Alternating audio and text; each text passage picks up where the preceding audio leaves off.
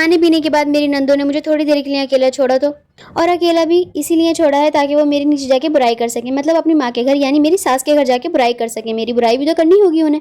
और यहाँ मैं अपने बच्चों के कपड़ों पर प्रेस करने लगी। उसके बाद मैंने अपनी बेटी से चाय बनवाई और चाय पी, क्योंकि उनके साथ रहकर तो दिमाग इतना ख़राब हो जाता है, बस पूछो ही मत। यहाँ मैंने अपने सारा सामान पैक कर लिया था, अपनी बच्ची की पढ़ाई का भी सब पैक कर लिया था। मेरी नंदे आ गई, मेरी बच्ची पढ़ भी नहीं सकी। भले ही मेरी नंदे नीचे चली गई हूँ, लेकिन उनकी सारी बच्चियाँ हमारे घर में ही थी। उनके बच्चे और इतनी गंदगी कर रहे थे, इतना शोर मचा रहे थे कि कोई इंसान कैसे ही पढ़ सकेगा।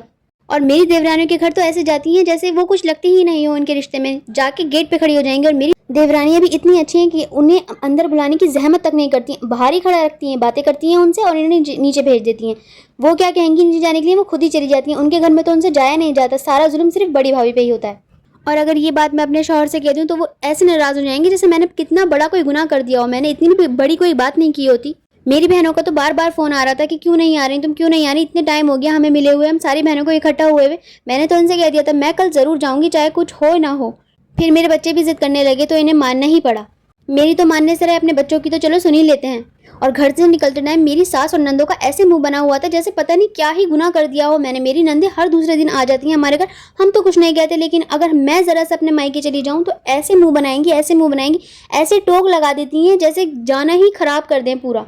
और ऐसे पूछताछ करती हैं जैसे पता नहीं क्या ही हो गया हो, मैं कहाँ ही जा रही हूँ, कहाँ जा रही हूँ, कितने दिनों में आओगी, जैसे मेरे लिए खाना बना के रखेंगी।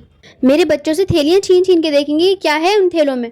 और जाते ही गाड़ी में मेरे शौहर पूछते हैं कि अब अम्मी से मिल के आई थी, उनसे सर पे हाथ रखवा के आई थी। अरे तुम्हारी अम्मी तो देखते ही मुंह बना लेती हैं मुझे।